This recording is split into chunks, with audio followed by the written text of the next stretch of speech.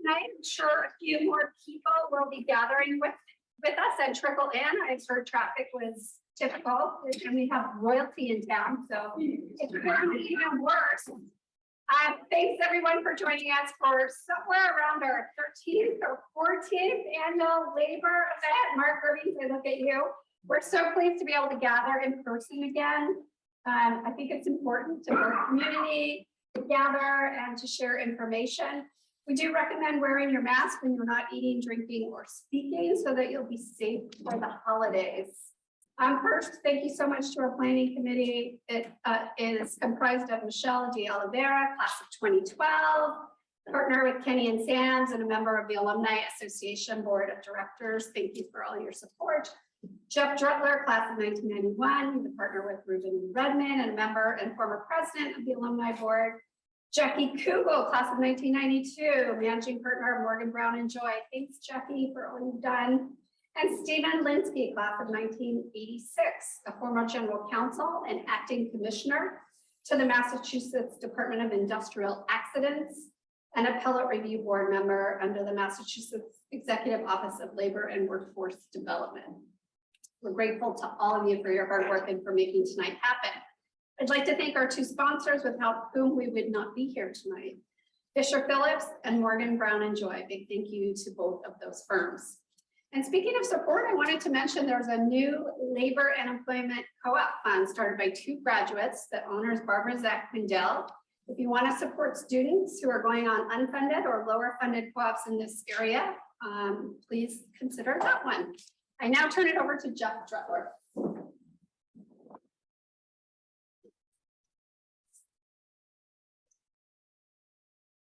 Thank you, Miel. I'll be brief, but just a few quick announcements and thank yous. First, I'd like to welcome all of you on behalf of the Planning Committee. It's a pleasure working with this group this year to put this on.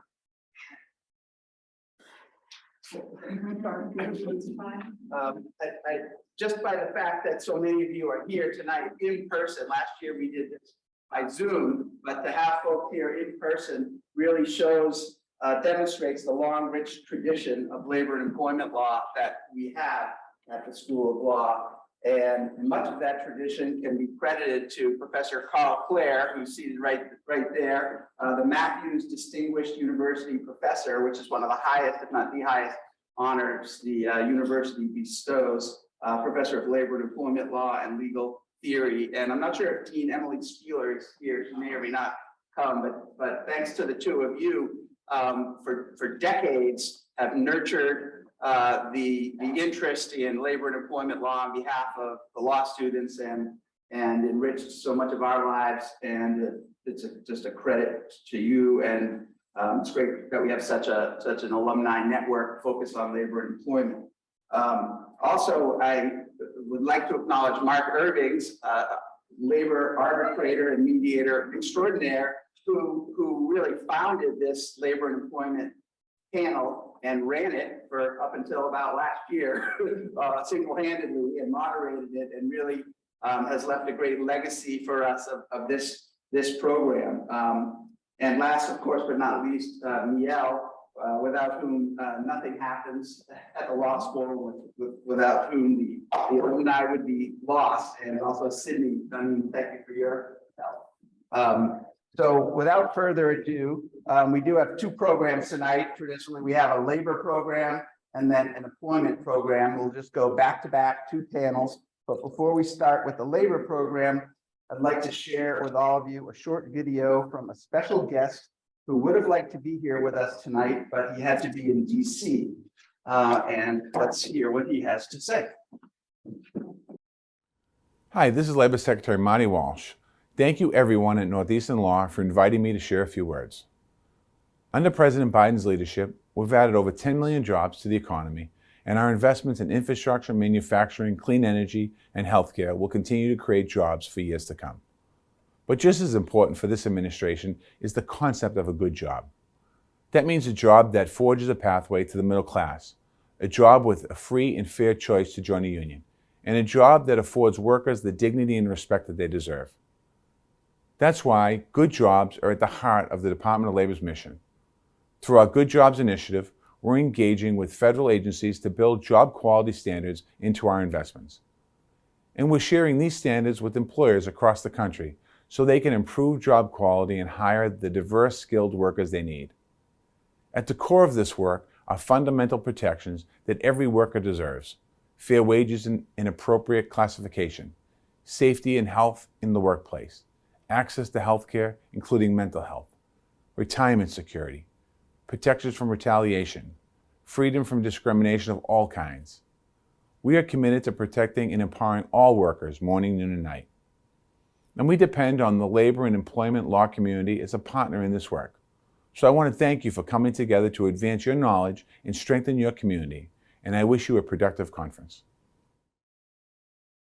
Really, we really did want to be here, and I would like to really recognize Michael Lecanto to my right, arbitrator, who's going to moderate the next panel, who really connected us with the secretary and enabled us to have this that video reading from him, which is wonderful. And now I'd like to turn it over to Jackie to lead us off with the next segment of the program.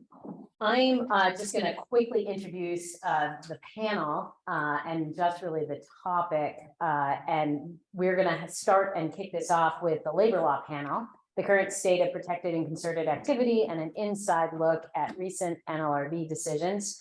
My partner in crime on this panel was Steve Linsky. So Steve is going to come join me, tell you a little bit more about your moderator, and get everything moving. Thank you, Jackie. It's fun working with you. Before I introduce the labor panel moderator, on my right, allow me to note that we're most pleased to once again be joined, this time via Zoom, in a little box up there somewhere, by National Labor Relations Board member Dave Prouty, who, as he's joining us by Zoom, and you can see in the program, as the board's most recent member. Prior to his appointment, member Prouty served as general counsel of SEIU Local 32BJ. Prior to that, he served as general counsel of the Major League Baseball Players Association, my favorite. And then prior to that, member Prouty served as general counsel of Unite Here. Member Prouty graduated from Bowdoin College, and prior to receiving his law degree from Northeastern of Cambridge, which is otherwise known as Harvard Law School. Welcome again, member Prouty.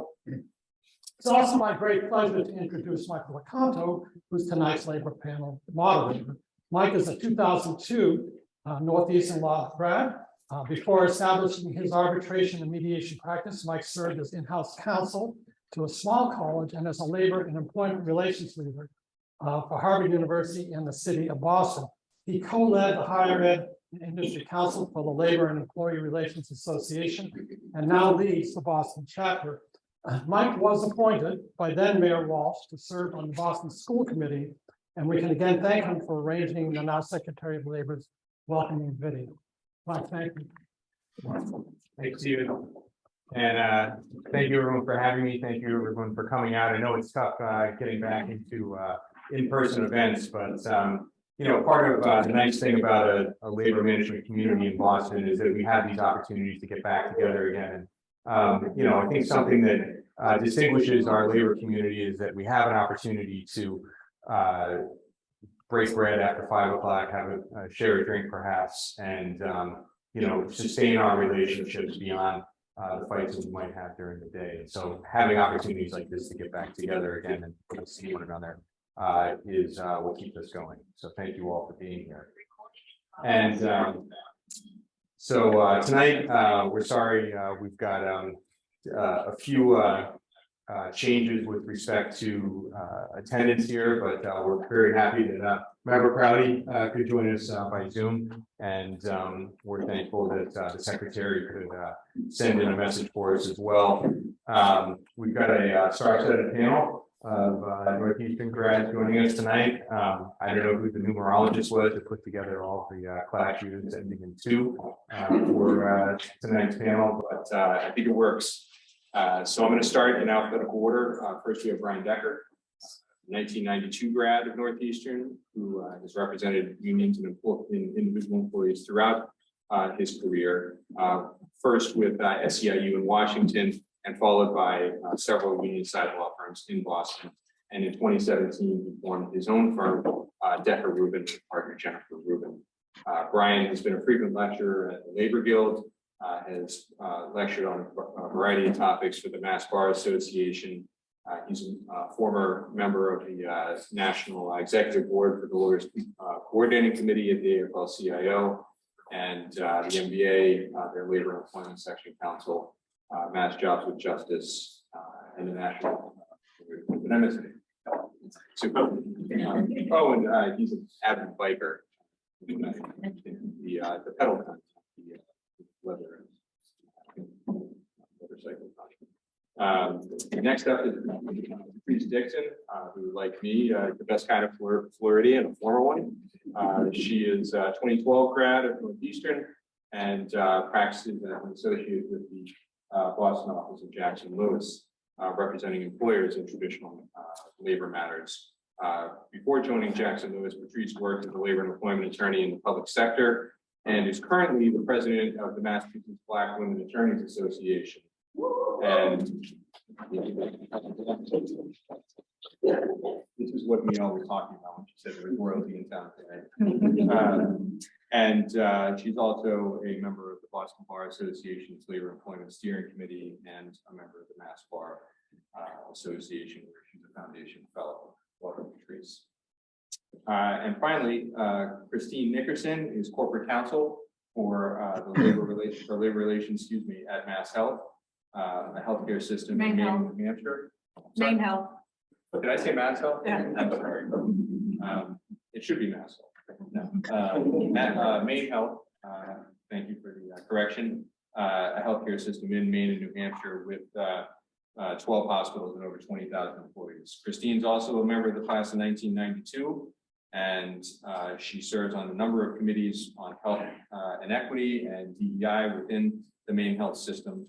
She's practiced traditional labor law for nearly 30 years and has practiced on both sides of the table, starting out as a representative for unions and individual employees, and then moving in-house first with CBS, and then I'm going to butcher the name. I'll hold Del Hayes. All you need to know is they don't stop.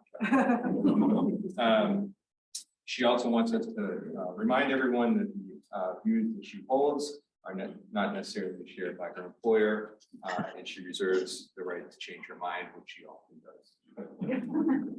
And finally, our man of the hour that's joined us here via video is David Prouty. I practiced your name many times, Board Member Prouty, to make sure I didn't screw it up again. As Stephen mentioned, Member Prouty is the newest member of the National Labor Relations Board, having been appointed earlier during the summer of 2021. And he will not be the newest member for long because there will be a new appointment come January. Member Ring's term on the board is expiring.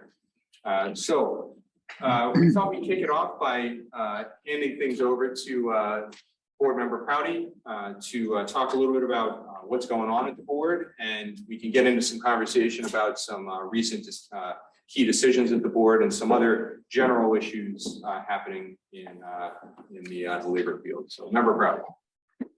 Okay, thanks very much, Michael. Can everyone hear me? Yes, no, someone raised their hand.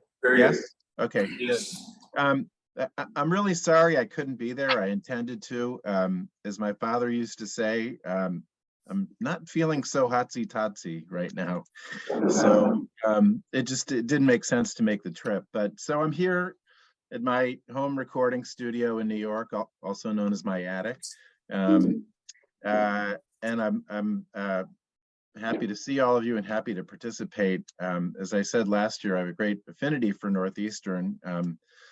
When I was at, as Steve mentioned, that other law school across the river, I lived with a growing succession of Northeastern students. I was the one constant, and people kept coming and going on co-ops, and some were good, some not so good to live with.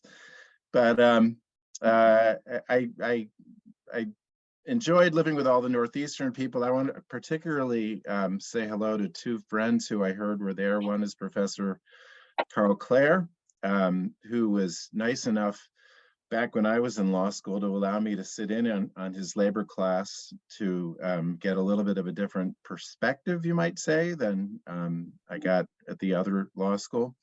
And let me just say to the students who are here, if you have a chance to take a class from Professor Clare, do it.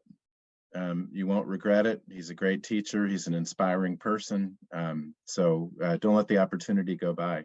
I also want to say hello to Mark Irvings, who's a well-known arbitrator. Now it can be told, I helped get him his job as the arbitrator for Major League Baseball for several years. And like every arbitrator, you get hired to be fired. So he lasted a while, and then now he's gone on to other things, as all of us have. I'm going to go over, as Michael said, some of what's going on at the NLRB. I recognize that not all of you are, NLRB nerds. You don't live it and breathe it the way some of us do, the way I do. But again, my answer to all the students here is you should be, really. Labor law is a fascinating area of law. It's a great way to make a living on either side. You learn about people at their jobs, what they do, how they come together, how they stand up for their rights, how employers deal with people who come together to stand up for their rights. And at the end of the day, as I want to say, they get to engage in collective bargaining, which I think is a unique institution and a very powerful and important one. And is, if we're doing our jobs, is protected by the National Labor Relations Act. I'd also say, you all read the papers. This is a great time to get into labor law. There's a lot going on, as I'll talk about in a minute. Just this week, for instance, you've got the probable resolution of the rail strike, big union issue. You've got a strike by 48,000 graduate students and teaching assistants in the University of California system. You've got an election for the leadership of the United Auto Workers, one of the great storied old unions in this country, now organizing, among others, graduate students. And then this week, also a few days ago, General Counsel Abruzzo filed papers in federal court to seek a nationwide injunction against Starbucks, claiming that they are not bargaining in good faith. As Michael said, at the board itself, former Chairman Ring, a Republican, is leaving in 2 weeks. What you will see as a result of that, I've learned, is all the cases that he was on that he wants to see get out will come out in the next 2 weeks. So you're going to see, if you pay attention to this, a flurry of quite important cases that we are working on now. I'm not really free to tell you what they are, but watch and you'll see their cases. And I will say, remember, Ring's in dissent on a lot of them, but it's a great time to kind of watch what's going on at the board. The Democrats retain control of the Senate, as you know, so there probably will be new appointments to the board in 2023. I haven't heard any more than you have about the timing of that and how it'll happen. But one thing you should know, if you follow the NLRB at all, is that it's a very, very active time.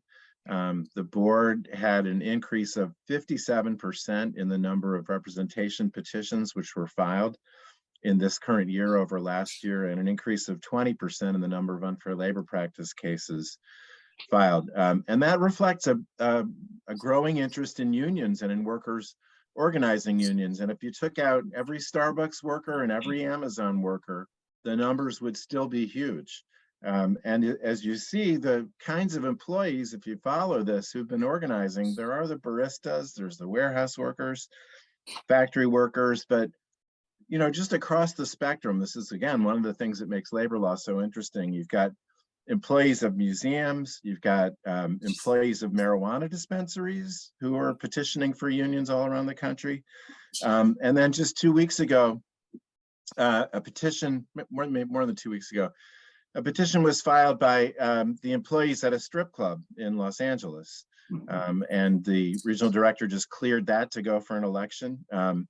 Very interesting argument. Again, if you're a labor law nerd, the employer in that case claimed that the strippers And they prefer to be called strippers. I'm not using that term. It was in the record. They want to be called strippers, not dancers. But the employer claimed, no, they're not employees. We just rent them space so they can dance. And therefore they're not covered by the National Labor Relations Act. That wasn't an argument that the board fought, but we'll see what happens in the election. Going along, I really have to make a plug for this. In addition to, as I said, the amount of activity that's going on at the NLRB is way up. Unfortunately, the budget is not. The NLRB is not a popular agency. I think it's fair to say on Capitol Hill. As our lobbyist is fond of saying, the Republicans don't like us more than the Democrats do like us. And so the result is that the budget for the NLRB has been at $274 million since 2013. Think about what's happened in the last almost 10 years then. Cost of living has gone up, the board's workload has gone up. People who work for the board, as they should, get wage increases every year. So we've had to do with exactly the same amount of money for the last 10 years. And it looks like as of now, we're going to continue to have the same amount of money, which means, as has been in the papers recently, we may have to furlough employees. We may have to make other budget cuts. And the problem with that is that delays the ability of the board to process cases and to process cases in a timely manner. And that's not good for anybody. It's not good for labor unions. It's not good for employers who want to see their cases decided. It's not good for, I would say, society as a whole. My plug is, you're pretty good in Massachusetts, but a friendly word to Senator Markey and Senator Warren wouldn't hurt if you feel so inspired to tell them that you think the NLRB needs more money. And by the way, the Democrats and the Republicans on the board all endorse that message. We all know we need more money. So let me just move to very briefly, I don't want to take all the time for this panel. There's a lot of cases that have come out. There's a lot of announcements about rulemaking, which I can talk about later if someone wants to hear about it, that the NLRB is engaged in different areas of the law. But I'll just kind of mention briefly two important cases that have come out because they kind of illustrate important principles in labor law. One has to do with really the basics of the institution of collective bargaining. It's a case called Valley Hospital. And then the other has to do with what activities employees who are organizing a union are allowed to engage in. And that's a case called Tesla. You may have heard of Tesla. So Valley Health, first I'll talk about. Here's the boiled down to its essence, very complicated case. The board has wrestled for years back and forth with what happens when a collective bargaining agreement between an employer and a union expires. Is the employer privileged to stop withholding dues from its employees and passing them on to the union? Why do they want to do this? Obviously, because that'll put pressure on the union at the bargaining table because they don't have as much money coming in or any money coming in. Unions, on the other hand, maintain that that dues checkoff is a term and condition of employment and can't be stopped without bargaining. That the employer has to come as part of an overall package, presumably to get a new agreement, and make a proposal if they want to do it. But otherwise, the employer's obligation is to keep deducting dues and forwarding them to the union, even after the contract has expired. So the board has gone back and forth on this, and it gets accused a lot of times of flip-flopping on issues like this.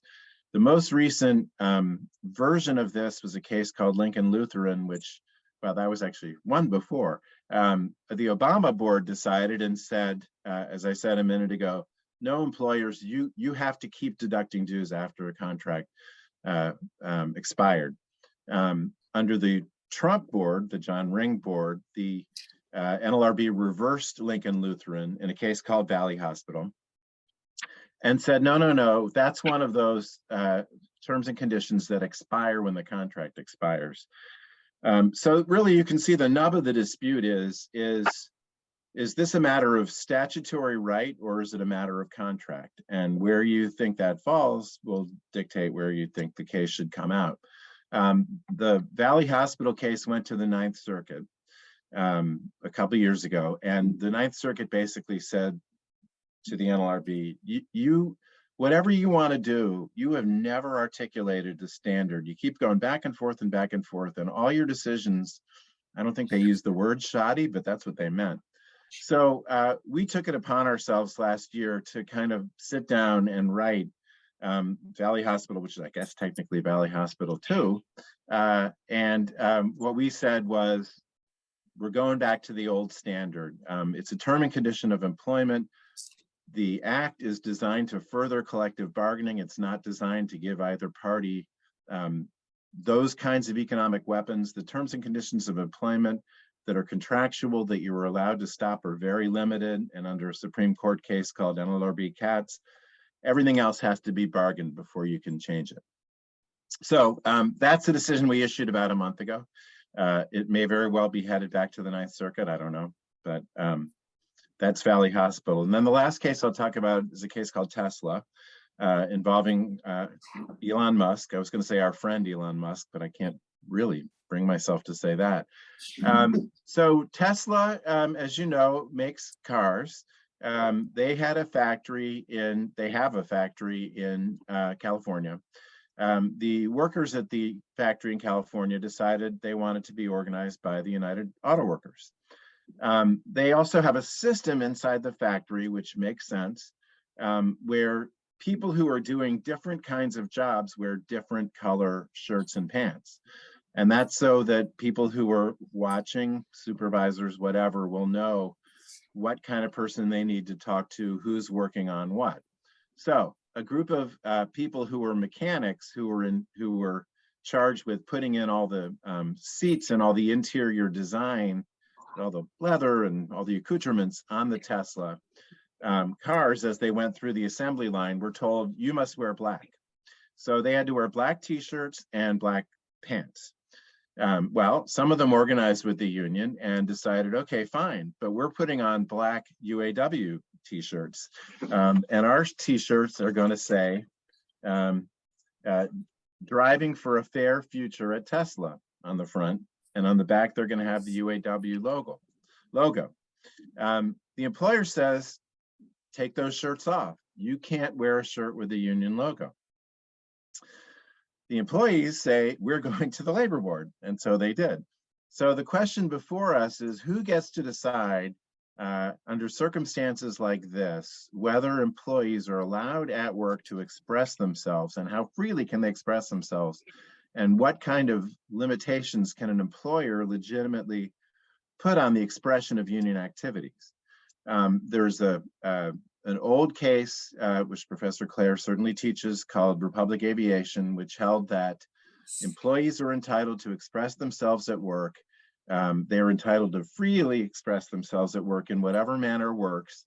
And the employer has the burden of showing that there are special considerations present which justify putting restrictions on that. So the burden is all on the employer. Okay, that's been the law for a long, long time. The Trump Labor Board came around and decided in a case called Walmart, well, you've really got to look at both sides. As long as the employer is putting reasonable limitations on the kinds of logos and things like that, or buttons or pins that the employees can wear, it's okay, because you've got to balance those interests. And so under Walmart, the way Walmart would have come out saying, it's okay for Tesla to do this. And the Tesla could say, well, it's got to be small words. It's got to be a small logo, can't interfere, whatever they're going to say. But the standard, of course, is much laxer on employers to meet to prohibit people from wearing the kinds of union insignia that they would like to wear. Our board reversed Walmart and said that we're going back to Republic Aviation, and that from now on the standard will be as it had been before. The employer has the burden of showing special circumstances that otherwise the employees are presumed privilege to wear whatever kind of union insignia they want to at work in order to get the support of their fellow workers and engage in Section 7 activities. Now, we were careful to say, and then I'll stop, there's certainly circumstances under which the employer has a right to do it. If it interferes with the message of the company to the public, if it's obscene, if it gets in the way for safety and health reasons with what the employer is trying to govern at the workplace, sure, those are all special circumstances. But in general, you have to start from the presumption that the employer has the burden of showing that there are special circumstances that justify its limitations. So that was a case that came out just a few weeks ago, and again, we'll see where that goes. So I'll stop there. My co-panelists may have something to say about those cases or other stuff. I don't know, but thank you. Absolutely. Well, thank you, Member Brown.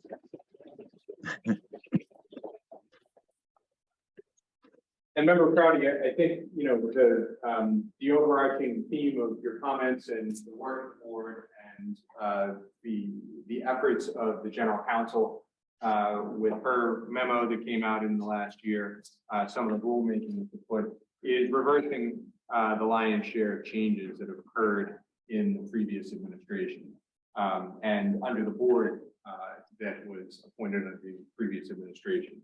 And you got your work cut out. There's a lot of work to come forward. Oh, yeah. And on that point, I do want to move to folks who may have questions or who may be listening to some of the questions that we have from our panelists tonight, some of the comments. Member Crowdy can't comment on pending litigation. So if you know of a case that's out there that's dealing with a hot issue that might be ripe for change, he can't comment on that. He also can't take comment through this forum on rulemaking, but both the joint employer standard rule that's out there, as well as I believe it's election conduct. Is that right? Yes. Both rulemaking periods have been extended. Election conduct, I believe, is through February, and joint employer standards through a little bit later this month, maybe next week. So there are opportunities on the website to do that. But within that context, we should turn this to the experts who deal with this day to day in their practices. Tesla, I think, is something that probably impacts the workplaces that each of you deal with in your daily work to some level or another, particularly because that issue of special circumstances, that just the idea of special means that it's ripe for litigation, ripe for discussion and arguments. Brian, you've got experience in public safety. Christine, you've got experience in healthcare. Perhaps we can ask each of you to weigh in with your thoughts here. And Brian, I'll take you first. Okay. Yeah, so I mean, again, so for the last 20 years or so, I've pretty much practiced in the private sector, in the public sector. So teachers, police, fire, city hall employees, town hall employees. And, so really not interacting a lot with the board, but instead with the DLR here in Massachusetts. With regard, it's pretty settled law here, at least in the public sector, in terms of union pins and union insignia. I've been involved in a couple cases in the early 2000s involving police officers wanting to wear a union pin next to an American flag or other pins. And, we've been lucky to have it used to be this LRC, but now it's SERB. Our baby NLRB has been very consistently pretty positive about the union's right to, the members' right to have a small union insignia.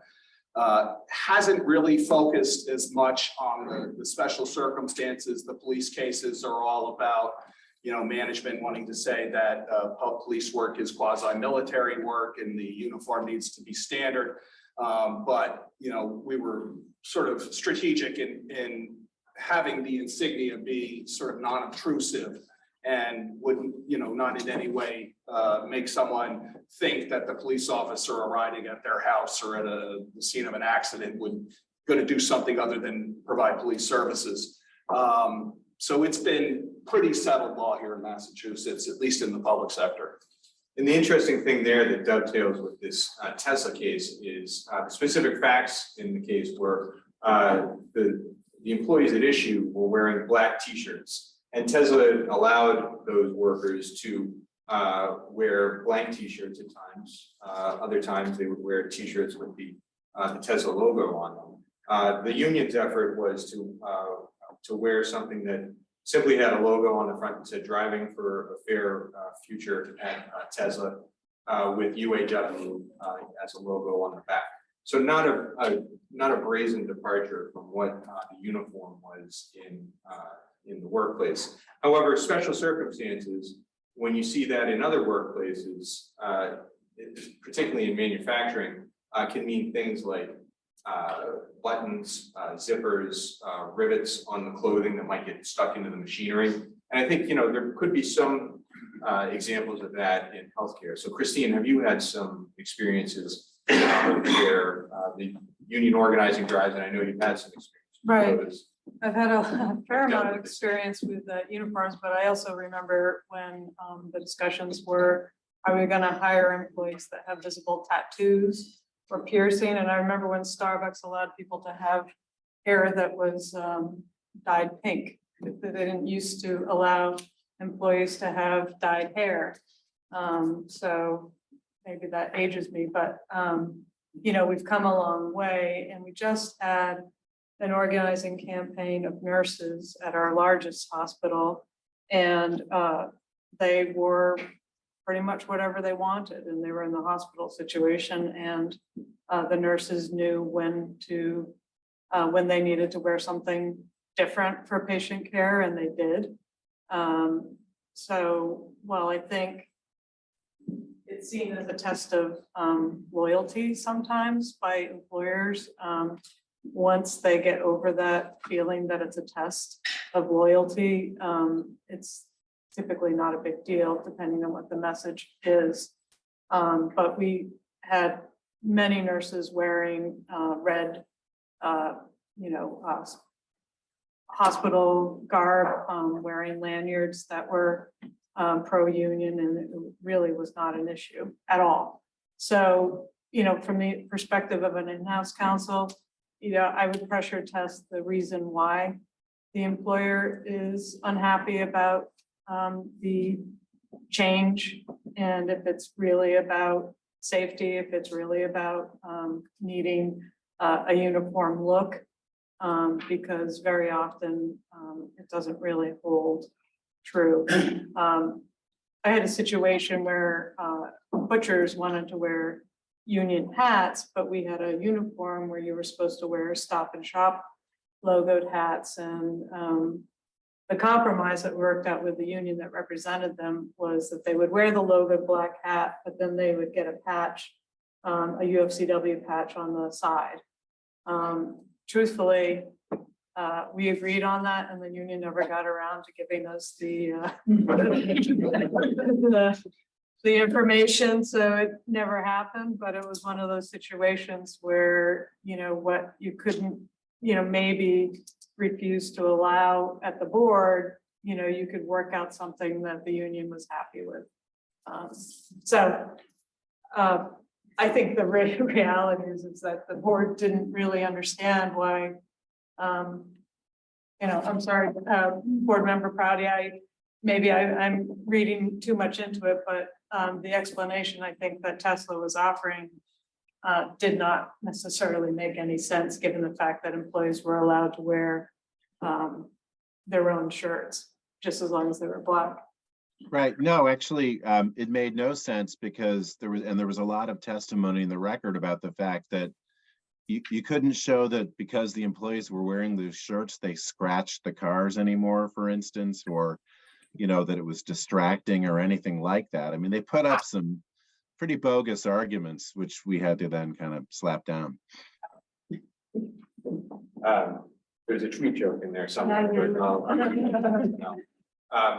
So, I think an interesting thing to hear from Christine here is her perspective as an in-house counsel, but Patrice, by comparison, advises a large and diverse group of employers across New England, across the country.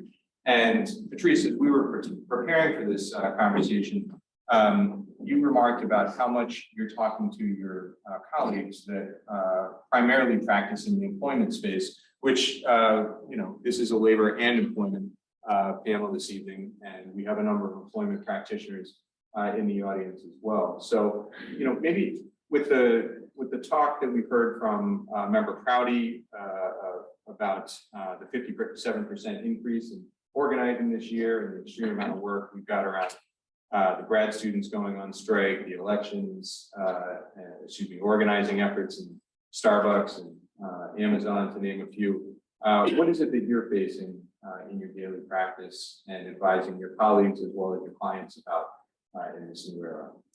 Sure. So we find ourselves in light of the General Counsel's memo concerning concerted activity and putting in more vigorous and robust focus on what that is. We find ourselves not only advising internally or colleagues that practice in the employment law, but also our clients that already have unionization in their workforce and those who are new to it.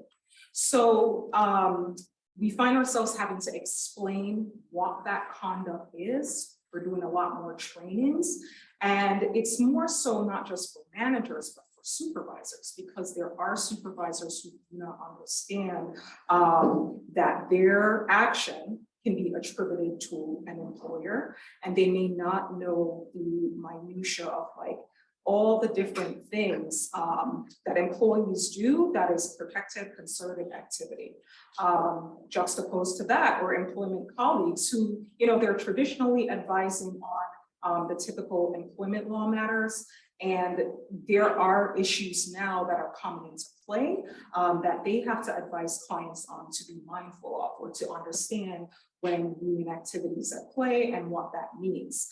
A step further, for clients who there has been an election and now you're going through the process of collective bargaining, that's another big place where you have to give the clients advice, because they're not, they may not realize that they have to be mindful that the law and the act is in play at that moment. And also, even for clients where even in the collective bargaining space, so let's say you're negotiating a successor agreement or a first contract, a lot of the activity that's brewing out there can have an impact while you're negotiating at a table. And so it can create, especially when you get to essential pieces of the bargain, like on wages, a lot of that strike activity can have its impact on the table. So that is just, in a nutshell, some of the things that we're seeing with, across the firm, different industries, different clients. And there are places where these issues and these areas of the law are intersecting. We heard one in the opening from Member Prouty, the treatment of the strippers organizing in California as independent contractors, as if that's as a defense essentially to organizing. And we see that all over the country. And I think that's the interesting thing is that there's a number of different standards that you find depending on what law you're applying. Perhaps it's the Fair Labor Standards Act that has one definition. Perhaps it's unemployment law that varies from jurisdiction to jurisdiction. Massachusetts, by comparison to many other states around the country, has the strictest independent contractor pro-employee law in the country. And that can really trip up counsel on both sides, I imagine. And that then feeds into a number of these other developments that we've seen at the ballot box and in the courts. As many folks know, we had a ballot question that was struck down by the SJC earlier this year on gig workers and their rights to be treated as employees and in turn organized. So, broadly stated, we're in an exciting era. To paraphrase Justin Timberlake, we're bringing labor back, right? And it's a good thing for all of us.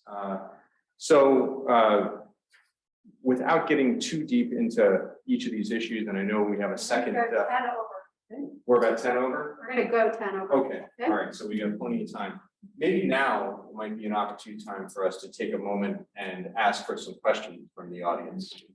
And did we have someone that's zooming in as well that might be One person. chatting?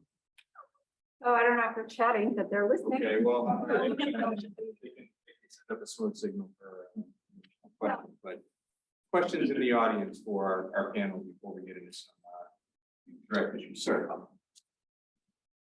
My name is Robert Schwartz. I'm the master of 76.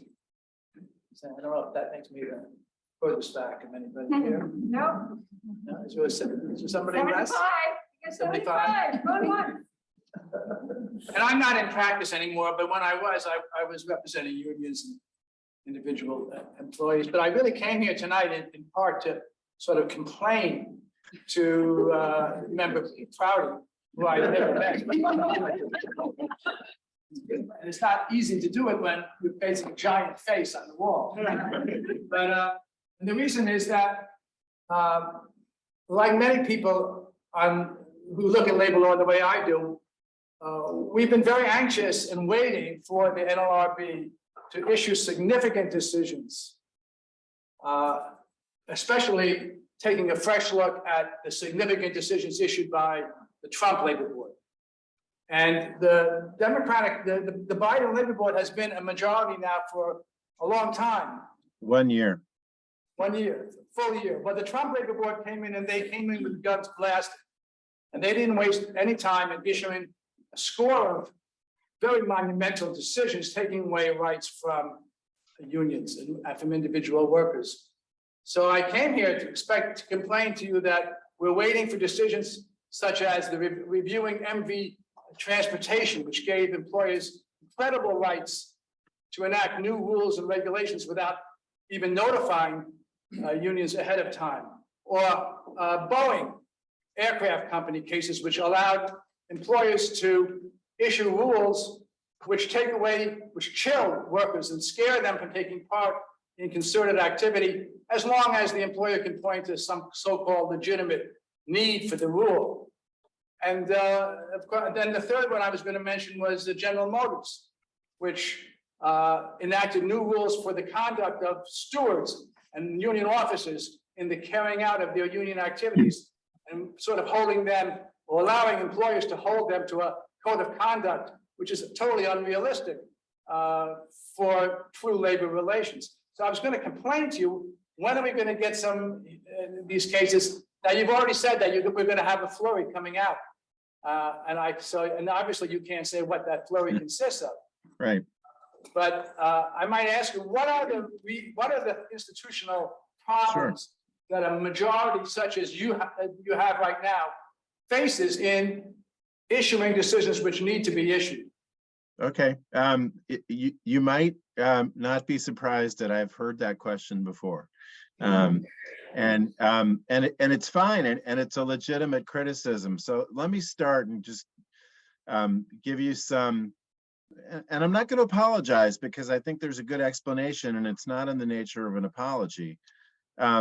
First of all, the three cases that you mentioned, I've heard of them, and they're all in the works, and that's about all I can say about those. And if you study the careers of the three Democrats on the labor board, that might give you some idea how they're going to come out. But I can't comment on them. Going back to the Trump board, if you remember, the Trump board came in, and I'm going to say something which sounds a little mean, but I'm going to say it anyhow. John Ring, very experienced management lawyer from Morgan Lewis, and two other guys who were on the board.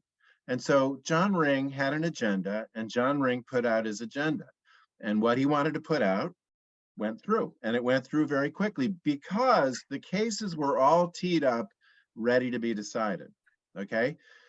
You might note in some of the decisions that Ring did put out, Lauren McFerrin, who was the only Democrat on the board, said, whoa, hold on a second. Our tradition is when you're going to change the law, you put out what's called a notice and invitation for briefs, where you get the opinion of the public and you say, you know, what do people think? Should we change the law? Should we keep it the way it is? That's the way the board's operated for 50, 60, 70 years, okay? Ring ignored that.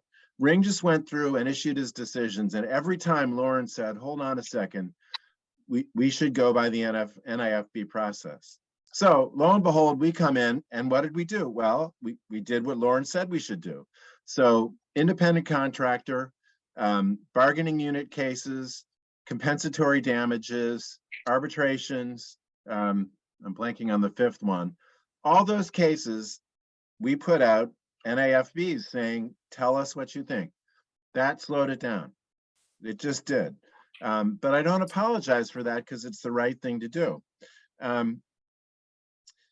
So let me just say one other thing, and I don't know any other way to put it than there are some people in this room who know me, some people in this room who know Gwen Wilcox. But and I don't mean this personally to you, Robert, at all, but you know, since you asked the question, you're going to bear the brunt of it. Do you really think we're not working hard? I mean, do you really think we're not aware of all this and we're trying to get them out as hard as we can? Because we are. Thank you, Member Patty. Ryan, well, I just wanted to say first, I'm really happy that Bob's still pissed. It's nice to know that something's never changed. And for anybody that's going into this practice or is established in this area of the law, please buy all of Bob's books. I still refer to them all the time. They are awesome tools. But actually what you said and what, you know, like I said, I've been doing mostly public sector for a long time. And so I took it upon myself to read up on all of the NLRB cases yesterday between bargaining sessions. And, you know, what really struck me is that all of the significant decisions are overturning Trump decisions, which were all overturning Obama decisions, which were all overturning Bush decisions, which overturned the Clinton decisions. And it, you know, it just took me right back to Carl's class and sitting there and wanting to start to become a union lawyer because of Carl, like everyone else who's a union lawyer. You know, we haven't had any labor law reform in a long time. I remember Carl in 1991 saying it's been way too long and we haven't had any labor law reform, and now it's been 31 years later and there's still nothing. And so unfortunately, what we're going to have is this back and forth until, you know, we get a recognition that that what is really necessary here is that we bring our labor law into the 21st century. We recognize the changes in the workplace that have occurred since 1947, and we recognize them and implement changes that are appropriate to protect the right of workers to join together collectively to assert the common good. And you know, again, that's something that Carl said, you know, to me 31 years ago. And, you know, I am somewhat encouraged, and probably the most encouraged I've been was when we had a quick Zoom to prep for this. And Patrice told me that at Jackson Lewis, they're having the employment lawyers come do labor law. And for me, that just blew my mind, because for 30 years at my practice, the employment lawyers say, hey, you know, you union people don't have enough to do. Come do some plaintiff's work or defendant's work. So that was the most hopeful and encouraging thing I've heard in a long time, in that there's enough labor law that they need to make the employment lawyers do so. So maybe we do have hope. I mean, obviously, I think that in general, the press around the union movement is the best it's been in the 30 years that I've been practicing.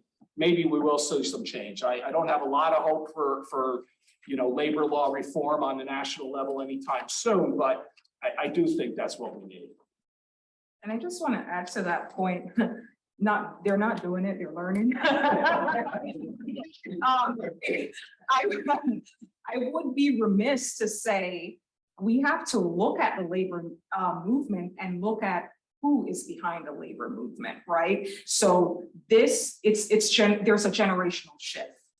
We have a lot of millennials who are behind this, a lot of Gen Z. And so they want very different things than the other generation wanted years ago. They're not necessarily looking for a job to be in long term. They're looking for flexibility. They're looking for a seat at the table. And so I think as the movement continues, that's something to be mindful of. And I think it also, another thing I'll add, it also changes the way we train and advise employers, because this generation is very, very persistent, right? And so you have to be a little bit more conversant with these employees and just let them feel that they have a seat at the table. They're part of the process and they can make suggestions. So they're wanting a more holistic approach in the employment landscape. So I think that's something very critical to keep in mind as labor law becomes popular now. Yeah. Question from Joe McConnell. Yeah, Joe McConnell, a practice management side labor law. It's for Member Prouty. What do you think about stare decisis? I like to give my clients good advice, and I like to tell them what the law is, and I like to tell them to comply with the law. Yep. My concern with that is this ping-ponging that Brian referred to is just endemic, and it seems to me it's getting worse, not better. Where, like, I think of graduate students. So for a long time, Leland Stanford University, graduate students are students, they can't organize. All right, NYU comes out. Graduate students are employees, they can organize. Okay, Brown University comes out. They're not employees, they're students, they can't organize. All right, Columbia University comes out, they're employees. And that's where it ends. The Trump court didn't get to touch that case because the unions all pulled back every petition that was pending. Right. I just want to be able to advise my clients of what the law is. And when there's like no sense at all of stare decisis, and I need to say, well, I don't know what the rule is now for smaller bargaining units and whether or not the overwhelming community of interest for a smaller unit with the burden on the employer is the standard, or it's what I would consider the older standard that I became familiar with when I was coming up. It's frustrating to have to say, I'm going to look this week to see what the board was up to, or guess what the general counsel said in a memo 3 months ago that she's going to be going after, and then give my clients advice based on that guesswork. And then, heaven forbid, Joe Biden's not elected and some Republican gets elected, it starts all over again. I'll tell you, as a practitioner that is sort of trying to do his best, it is incredibly frustrating to have the board constantly. And you want, like I said, my only thing I want to do is give good advice. I don't have an agenda. I don't care about an agenda, but the board's seemingly embracing of, we will, as soon as we have a chance, switch it back to a different way, switch it, regardless of the justification, because everyone's justified, right? Everyone says, oh, you really have to look at this case from 1938, and that established a rule that's been ignored for 40 years. And now we're coming back to it. You see it all in the cases, but at the end of the day, it feels awfully political, and the ground is just uncertain. Do you have thoughts on that? No, I never thought about it before. But no, let me, look, this is a good question and one I get all the time. And look, remember, I spent the first 35, 36 years of my career working as a union lawyer, advising unions on what the law is and trying to give them good advice. So I understand that, but I want to just make a few points. One is, and I'll even refer back to what Brian said. The law is not changing 100% from black to white and then back from white to black. 80% to 85% of all the cases that the NLRB decides are unanimous decisions, either 3-0 or 5-0, because most of the law is settled, right? And even the John Rings of the world know, yep, that's an unfair labor practice. Yep, you can't fire someone just because they're leading a union campaign. So and John Ring would say this if he was here with us, most of our work is unanimous cases. Now, there are cases around the edge, like the one you talked about graduate students that go back and forth. I get it. But I'll just say a couple of things about that. One is, unions, I'm sorry, the NLRB is a political institution. It's appointed. The president gets to pick its members. It's an administrative agency. It's not a court. And so to some extent, you're going to have that happen when the presidency changes, elections have consequences, and people who are appointed by Joe Biden or Barack Obama are going to come at this a little differently than people appointed by Donald Trump or George Bush. That's not going to change. It might change if labor law changed, as Brian was saying, and that would be great, but I'm not counting on that anytime soon. The last two things I'll say about it. First of all, don't, and I meant to say this before to Mr. Schwartz's question, don't confuse the general counsel's memos with the board's decisions, okay?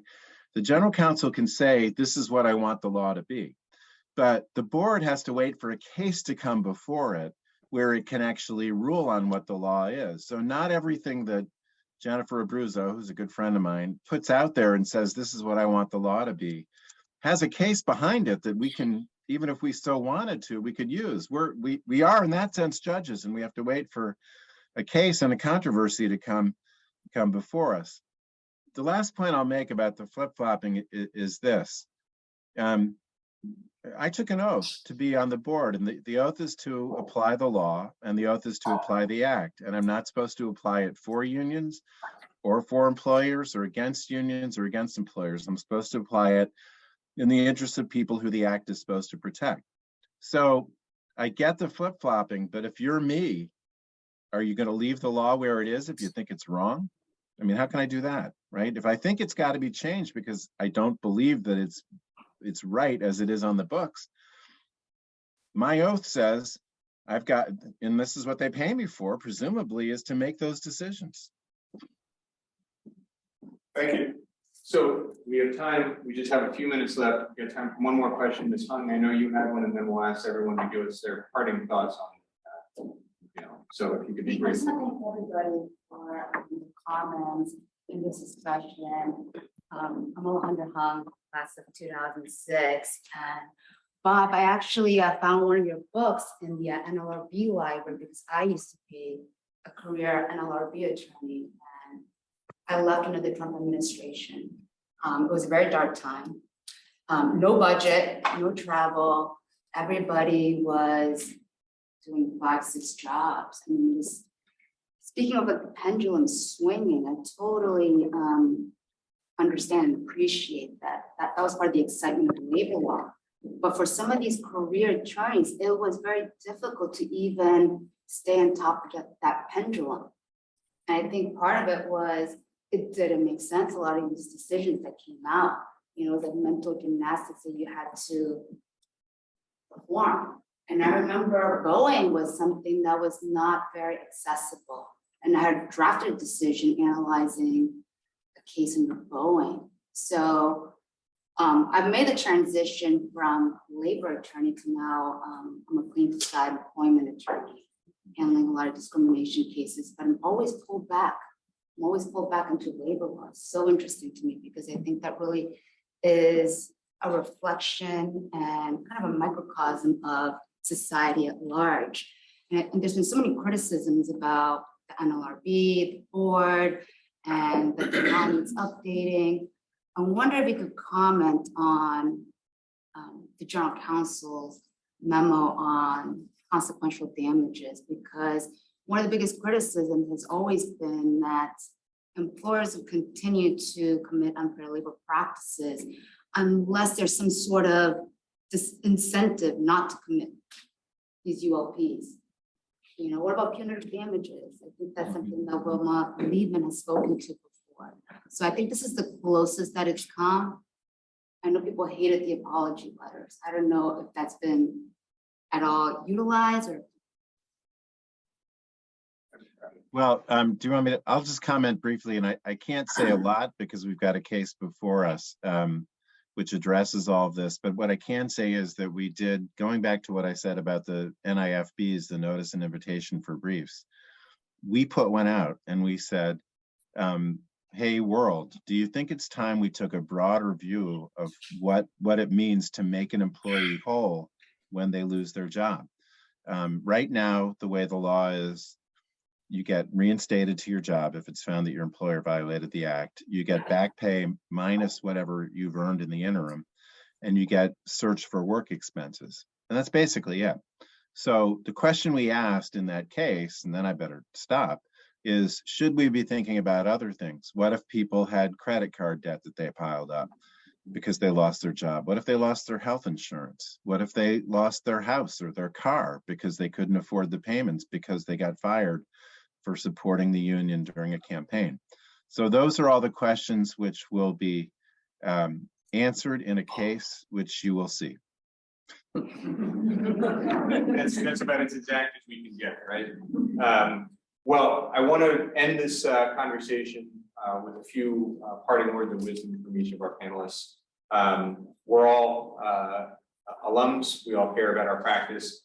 We'll probably all be back here next year, maybe not in these seats. But we'll start, Christine, maybe if everyone on the panel can just give us a few quick sentences on where they see this practice leading the next year. If you're thinking about doing any sort of labor law, I highly recommend collective bargaining. It is my favorite part of practicing labor law. Anything that deals with unfair labor practices, even organizing campaigns. I do it only because it comes with the territory, but collective bargaining is a lot of fun. I think on both sides. I've done it on both sides, and that is where I get my passion for labor law. And then just a little bit of advice if you're also new to this. You know, the dues check off for in Valley Hospital, that's going to flip back and forth maybe until the Supreme Court decides whether or not it is something that survives expiration. But arbitrations do not survive expiration, and that's a much more effective tool. I've never shut off dues check off because there's no point to it. If you play it forward, it means that employees fall behind on their dues, and you might end up having to fire them. And you know, most HRIS systems cannot handle turning on and off dues. So forget about Valley Hospital, move on, nobody cares. Just remember, no strike, no lockout, arbitrations do not survive expiration. Thank you, Christine. Brian. Just to any of the students out there, definitely consider labor law. You know, it's a lot more fun than employment law. It's just you get to develop relationships with your opponent, and I think it in a certain way tempers your behaviors. In litigation becomes a little bit less nasty. I do think this is a good time to be thinking about it. I think we're on the upswing. You know, Janus was supposed to destroy public sector unions, and it really, we haven't missed a beat. And you know, there's a lot to be optimistic about. Teresa? I echo the sentiments of all my colleagues, and just want to add, you know, this is a good time to be a labor lawyer. So for the students in the room, I strongly encourage you, if you have even like a minute interest, right now is a good time to take up a labor law course. And for the colleagues practicing traditionally in the area of employment, actually now is a time to understand, because given the shift, given the increased striking, organizing activity, it's going to become really, really important for traditional employment law practitioners to understand this area as well. And you know, I think the activities that are going on now are going to continue, and it will be interesting just to see how that all plays out. Member Prouty, will kick it to you for the last word. Okay, well, this has been very enjoyable. I always enjoy these back and forth. What I really want to say is everything Christine said, I totally agree with. And That's what makes this job so much fun is, well, A, she's right about collective bargaining. It's the best part of the job. And if I've brought anything to the board, it's the fact that I've sat at so many bargaining tables and that I've had interactions back and forth with, you know, people like Christine in her role now as management, you know, where there's give and take. And I really believe deep down that collective bargaining benefits employers and benefits companies, benefits employees, because people feel like they have a voice in their job. Employers feel like the employees have given their input and they're treated well. And so it's really a remarkable institution. And I would encourage you all to make a career out of it. So thank you. Well, thank you for joining us, Member Brownie.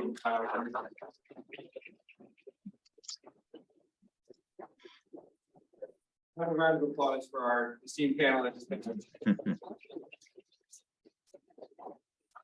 Right there, Houston crowd. We'll hand it over to the employment pool. You can tell us why we want to be employment pool. Right?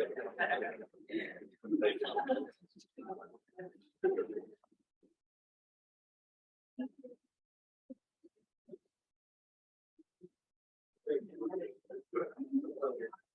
Great job. Thank you.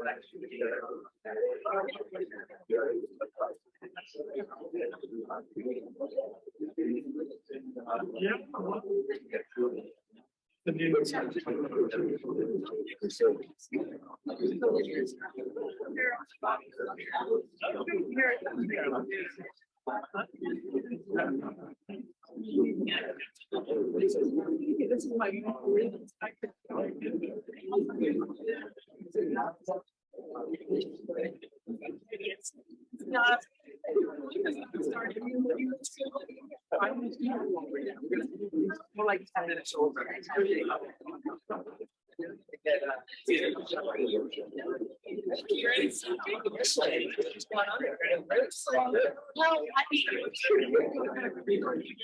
So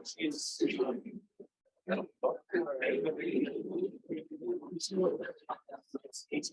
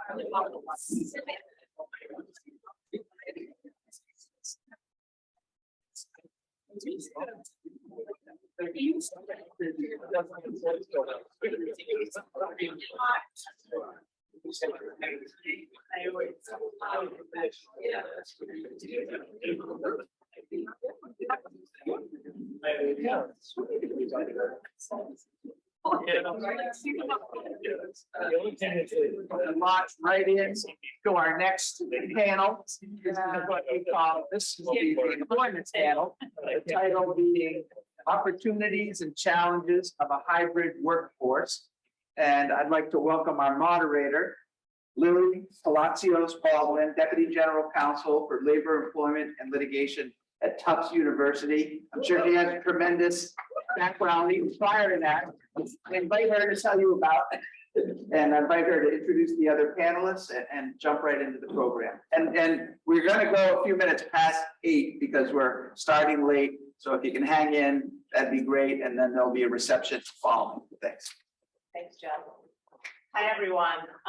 I really appreciated that labor panel. I have done more labor law since I've been at Tufts than I ever have, and have definitely felt that pendulum swinging. And so I do both labor and employment. And frankly, I think Joe's right. Like the employment stuff sort of, you know, there's some law, we follow the law, and we kind of know for the most part what's happening. But the topic that we're going to be discussing today actually was pretty much something that was very new in my career after COVID, just like what happened for our employment environment for our employees, and all the things that now I've had to learn from the opportunities and challenges of the hybrid workforce. So today we're going to talk about that topic, and I'm just going to quickly introduce my colleagues, starting with Dave Wilson on the left, who actually I worked with at my very first job after my graduation from Northeastern, and then worked with him later on.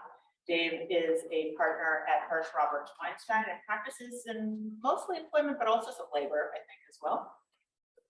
And then to my immediate left is Lori Jodoin. Thank you. And she's a partner at Powers, Jodoin, Margolis, and Mantel, which is primarily a plaintiff's firm. Yes. And any labor there? Nope. Just okay, employment. Excellent. And also on my right is Kate Watkins, who is an assistant attorney general in the Fair Labor Standards Division in the Massachusetts Attorney General's office. And Kate, welcome. And finally, on my far left, right is Mary Jo Harris, who's vice president and assistant general counsel at the Travel Centers of America, and who handles probably both labor and employment. Yes. Okay. So we thought we would separate this panel into two topics, and we're going to start by talking about the hybrid workforce, and then later talk a little bit about the multi-state workforce, which of course is sometimes an extension of the hybrid workforce. But just to start and to kind of maybe set the table a little bit, I was going to ask Dave if he could just tell us how he defines what a hybrid workplace is. We actually, at Tufts, had to think about what that is and what that looks like. Do you have thoughts, or if anyone else would like to add too? But... Sure, thanks. Thanks, Lily. I think there's probably 4 different types of hybrid. There's the hybrid at will, which come in whenever you want. There's the hybrid on a split week where the employer says you can come in on these days. There's the hybrid manager schedule where the manager says come in on these days, or there's a combination of any of those. In our firm, we try to make Wednesday a meeting day, and then people can come in on the other days. I think we're seeing 2 to 4 days in the office, with the sweet spot being around 3 days for a lot of our clients. But I think that's sort of describe it. I was surprised looking at a recent Gallup poll in 2019. They said about 32% of workers, or about 60 million Americans, were working some hybrid, which I thought seemed high. After the pandemic, it's at 53% now, which seems low. Right, no, that's a great description. And when I think about the hybrid work environment, just what Dave was just talking about, Kate, I imagine that for you, the hybrid workforce has raised a number of issues, and I'm just curious if you could tell us, from a regulatory perspective, what are you seeing? Is it as good as we all think it is, or are there some issues and challenges? Well, certainly we're fans of it. The Attorney General's office has largely transitioned to hybrid work arrangements now, but we have seen some issues arise principally around timekeeping. So making sure that the employer is accurately tracking the time that employees are working. Employers, of course, will be concerned about whether employees are actually working during the time that they report and are paid for. But we will see and focus on whether employees are compensated for all the time that they're working beyond what they might report. And in a remote or hybrid setting, there will be indications that employers would have constructive knowledge that employees are working more time that they're reporting and that they're being compensated for. Another issue related is whether the employer needs to expand their idea about what activities will be considered working time now in a hybrid setting that maybe weren't before. So in this set hybrid schedule that Dave was talking about, where you have set days in office, set days at home or remote, and employees called into the office, and so they have to commute. Under, in the before times, that wouldn't be compensable in most circumstances, but now it might be if they have extra commuting time and extra commuting expenses during that week. That's an interesting one. Good point. We should all, I know we're all like. Great, well, thanks, Kate. So I'm gonna just look over at Lori and Dave and see if both of you could maybe give us a little bit of point counterpoint. First on maybe like what you've seen from your client's perspective as maybe like one or two of the top positives that you've seen from the hybrid workforce options that we now have seen, just expand. If you could give us maybe one each, two each. Lori, why don't you? People like it. And that's what I do. Not everybody, of course, but I work with employees. So, it's just a whole new world, right? The Aladdin song, and people are really loving not commuting. They're loving not having to put their fancy work outfits on and just, maybe from the top up for the Zoom. They really generally like it. What I think is an opportunity, but also a challenge, is dealing with accommodations. And that's how it normally comes up for me. I know Dave gets other questions from employers, but those are the questions that I usually get as an employee who now, the past few years have been working okay for them. And all of a sudden the employer wants to change and wants to kind of have stricter work hours and come in certain days. There was one employer who decided that they were going to do 2 mandatory days in the office, and they picked Monday and Friday.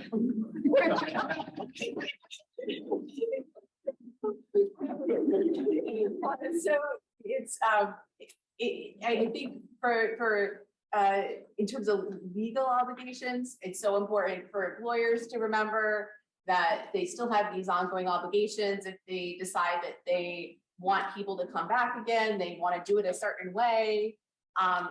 They have to also keep in mind that they still have their ADA obligations. They still have to consider whether someone has a legitimate accommodation request. And even within that, it's important to remember that this is something that you need to have an interactive dialogue with the employee. You really have to kind of get into the details with people and try to figure out, is this going to work or not going to work? It's one size doesn't fit all when it comes to accommodation requests. And the trickiest areas that I'm seeing are autoimmune for people. That's coming up a lot, and people are really nervous because they have something like that they think is going to be unsafe for them to go back to the office. And mental health, just crazy, like really intense anxiety, panic about the idea of going back to work and kind of managing that. And even within those types of mental health disabilities, people want different things and you can't make assumptions. So I've dealt with an employee that didn't want to go back to work because of mental health stuff, too anxious, and wanted accommodation for that. I've also dealt with an employee who, for mental health stuff, really wanted to go back to work, and the isolation was too much and unhealthy. So it's just so individualized and so important to really keep all these legal obligations in mind as we kind of maneuver this kind of new landscape. What kind of things do you hear about, Dave? Well, I definitely agree with you on a lot of those points. I mean, it's for employers, it's allowed them to keep employees that might have otherwise lost. Better work-life balance. I don't know about the rest of you, but I've been getting more sleep and more exercise with a hybrid life than I was before. Employees can work when they're most productive. Some people are really good in the morning, some are better late at night, and you're not stuck in the office between 9 and 5 doing that. And then employers are getting talent everywhere. And I think in the second part, we're going to talk about the pros and cons of that. I think though, tracking underperformers, as Kate said, is something that employers are worried about. It's harder to get folks to collaborate. It's easy when you come knock on somebody's door because you see them in there, but you might not pick up the phone and call them because you don't know where they are. And then some jobs just don't work well remotely. And we've seen this, we represent a lot of law firms, and here's what they're saying. Okay, lawyers, you can work 3 days a week or 2 days a week from home, But all admin staff, you all have to come in every five days a week, right? And, you know, from a morale standpoint, that's a really tricky position to take. And then the last one, which is just a little bit of a throw out, I've had 3 clients where we caught employees who were underperforming. You know why they're underperforming? Because they were working another remote job full-time also. Not my clients. So maybe-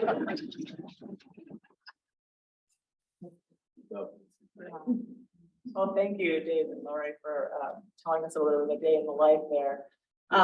You know, it's Mary Jo, I want to turn to you a little bit, and maybe you can say a few things as well about the hybrid workforce. You work at an organization that is sort of all over the country almost, right? Right, yeah, my company, we're in 44 states and we do a lot of retail. We run travel centers, so we've got restaurants, quick serve restaurants, you know, fast food, convenience stores, things like that. So you know, we have always had a remote workforce in the sense that our regional managers have worked out of their home offices. So in that sense, we did have a thing in place that worked for us, but it's changed because now we're hiring a lot more people who can work remotely and who are more associated with our home office, which is based in Ohio. And one thing that we've learned is, and we always do because we're in all of these different states, that there are specific state regulations that you have to be up on. But as we are diversifying both the management staff and the hourly employees, for example, we have a call center, and that used to traditionally always be housed in one location. But now we're finding with the development of the technology, you know, our ability to pull people from all areas of the country and have them do that work remotely helps us so much because we're in all of these time zones. We're not asking people to work midnight if they can, you know, work on the West Coast. But I think as Dave mentioned, you have to remember all of the different wage and hour rules that apply. So if you have a call taker in California, we have to remember to make sure that they're taking their 15-minute breaks and that they're taking their lunch breaks in time. All of these things that you don't think about because you're thinking, oh, well, they're working from home. But there's that, there's paying for equipment, making sure that everybody has the equipment they need. And if anybody has thoughts of, you know, hiring a remote worker who's in Colorado, for example, if you have one employee in Colorado, you're subject to the Colorado Transparency Pay Act. And that means that if you know, for us, for example, we're hiring for our home office, which is where our executive team is. And we're putting out there what the comp is for executives, because we could be drawing somebody from Colorado, which caused its own flurry of like, whoa, wait a minute. So there's a lot of different issues that have been interesting to manage. I find it very interesting just managing regionally, managing the expectations of your field employees who have been working throughout the pandemic. Our people were, you know, working when nobody else wanted to, and it was so much to ask of them. So there's a real sense of wanting to obviously retain these folks who've been doing this really risky work, but also managing the stresses, which we've heard about this too, and I won't keep going on, but we had a regional human resources manager in the Midwest, and we had a big blow up at one of our sites where we had to do an investigation, we had to do retraining. And typically that's when we would send the regional HR person in there, and she refused to go. And she just, she was like, I can't do that. I can't go to that site where these, there's members of the public. All of our employees have been interacting with members of the public.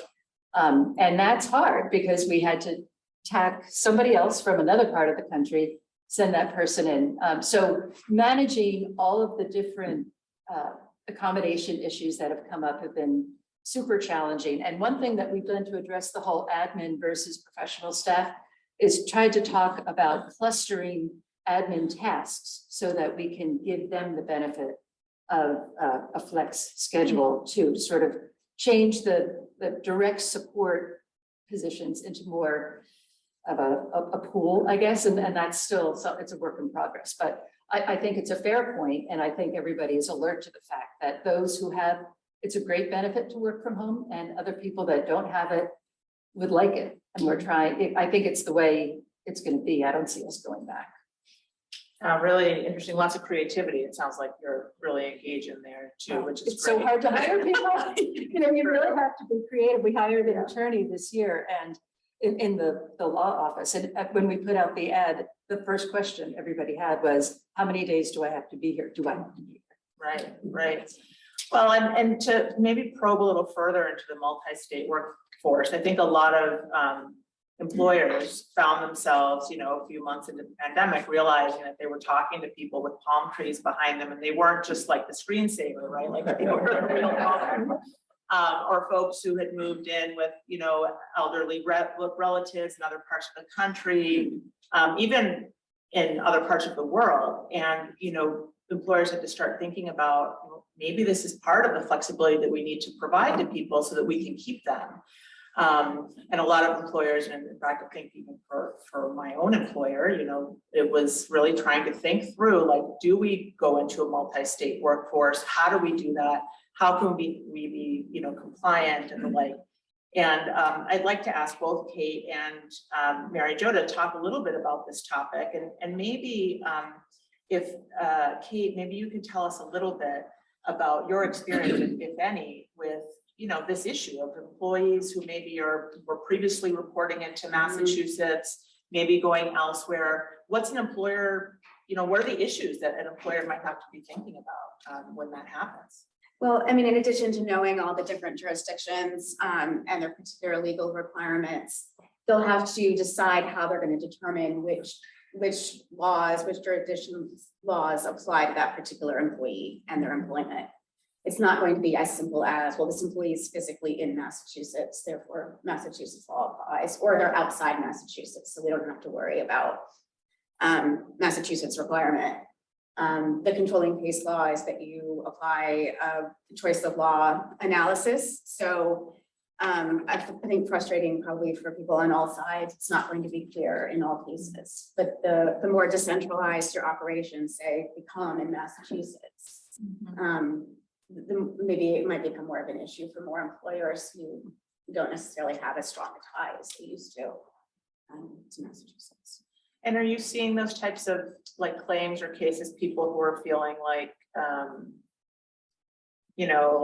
hey, I'm working in another place, but I'm unsure about what my wages are in Massachusetts, or what types of things are you seeing, if you can even comment on that? Yeah, and the cases I'm familiar with, it's not the employees who worked in Massachusetts formerly and now are working remotely from their home in New Hampshire. The employer still recognizes them as a Massachusetts employee, or those people who are hired elsewhere and never worked in Massachusetts, maybe have only remote relationships with people in Massachusetts, but think, well, I'm serving customers in Massachusetts. I think I should be getting overtime under Massachusetts law, or I should be getting paid sick leave under Massachusetts law, but my employer doesn't.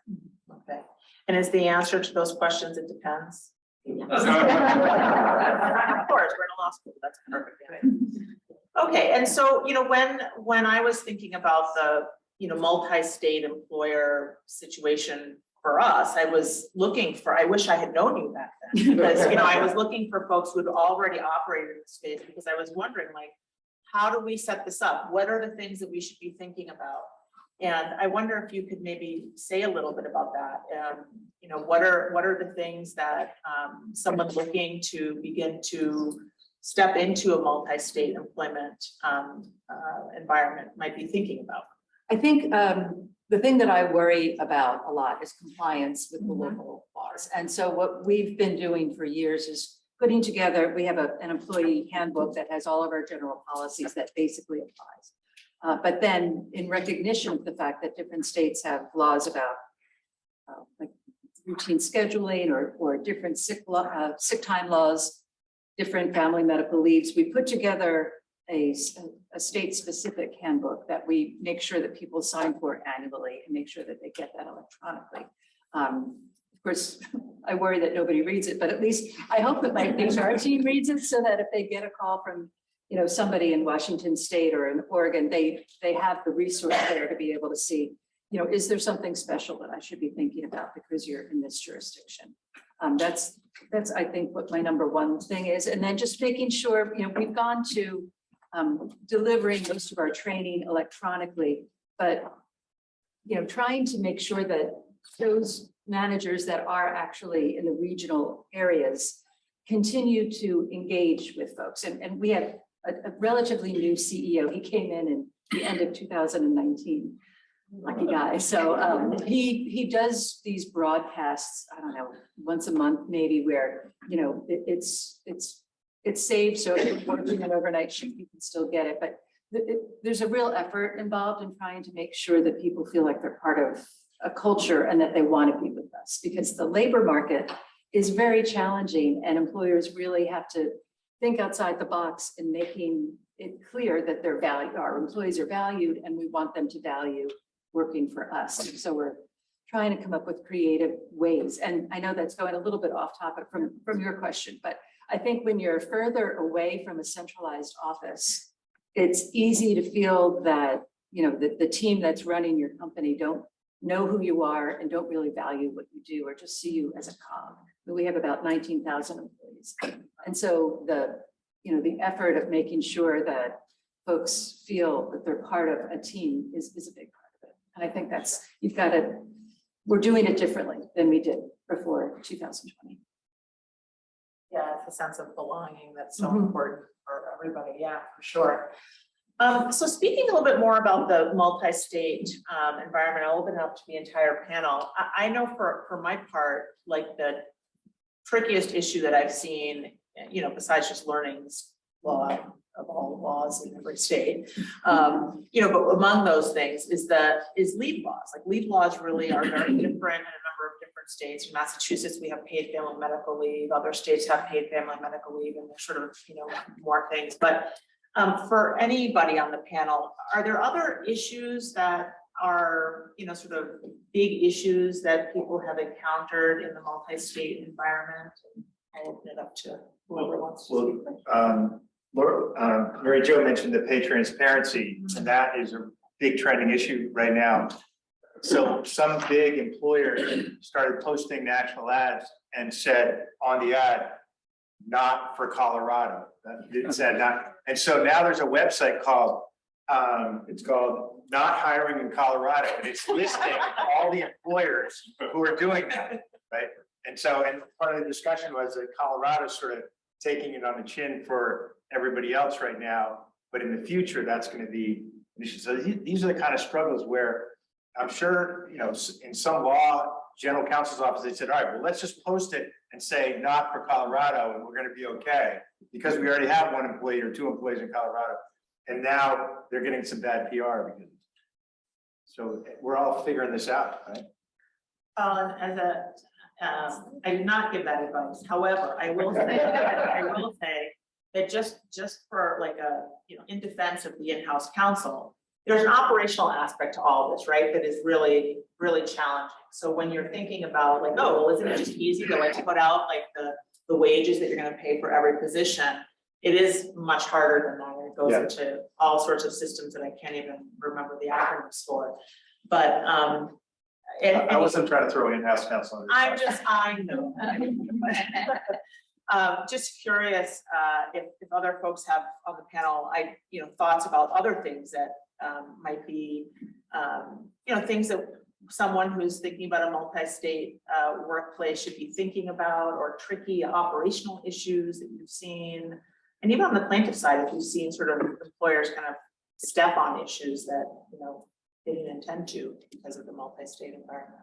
Yeah, the way it comes up from the employee side is when I first meet with someone and try to get their understanding of what their situation is, what law applies to their situation, especially if I had somebody who lived in Arizona and was working in Arizona, had a territory in Arizona, had paperwork that said that Massachusetts law applied to her employment situation.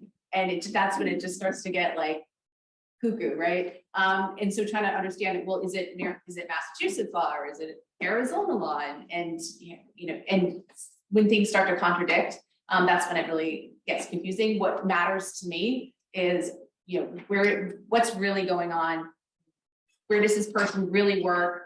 And where do they report to? Are there other people there What's actually happening, and then you can kind of get a sense of like which state has more of an interest in the employment situation. And from the employee side, you're always wanting to get not just the person's understanding, but actually the personnel record and looking through all the offer letter, any kind of contract, anything that you can find that kind of gives you some clarity. I think that the one that I've seen kind of people getting tripped up about is the paid family leave in Massachusetts, because that's really kind of special here. We have some other paid family leave laws in other states, but that can be an issue with other states. I'm curious if any of the panels, it's kind of like what Dave was describing with the folks who are working 2 jobs, right? Because of the flexibility that they can afford. Some companies, some organizations have decided that certain jobs, or they've simply said, like, we're not going to have a multi-state environment. We're just going to work in Massachusetts, but they have folks who are, sort of secretly living elsewhere, right? The palm trees are always in the background, things like that. Have you run into that? Are there issues that come up with that? I'm particularly thinking about like inadvertent tax issues. Dave, you had during our planning discussion had talked about, even maybe some employers doing things like surveillance and what that looks like for environments with the labor law panel before us. Thoughts about that? Well, I've had the experience of finding out that somebody was working somewhere else, and it seems to be a thing, which is surprising to me. I mean, we have, speaking of leave laws, our leave policy provides that if you're on leave, you're not allowed to work for somebody else without first clearing and getting permission. And we have had the experience of, I don't want to say too much because it's going on right now. So yeah, it's like when somebody is just not there. If this is not working remotely, this is, I can't work. I can't work at home. I can't work in the office. I can't work. And yet you're not getting the paperwork back. And, we're chasing the FMLA paperwork. We're chasing the ADA paperwork. We're trying to figure out like, what is the problem? And surveillance comes up like, do we have to do this? And it's tricky because it's not something that I would typically want to do, particularly with somebody in our home office who is supposed to be a colleague and a partner. It's difficult. And as far as your question, I'm curious what's prompting your question about the leave laws, because certainly, we have a leave compliance group, and we're very aware that we have to check whatever state we're in to find out, if it's a more generous state, or if it's California, in which case we just throw our hands up and say, we're going to do it wrong, but let's really try. So it is challenging. Yeah. No, and actually, like, just for some more California levity, when I went around asking folks like, hey, we're thinking about moving into other states beyond Massachusetts, what advice do you have? They're like, get really good California counsel. So or just don't go there. Right. Or don't go unless you're on vacation. Or don't. But yeah.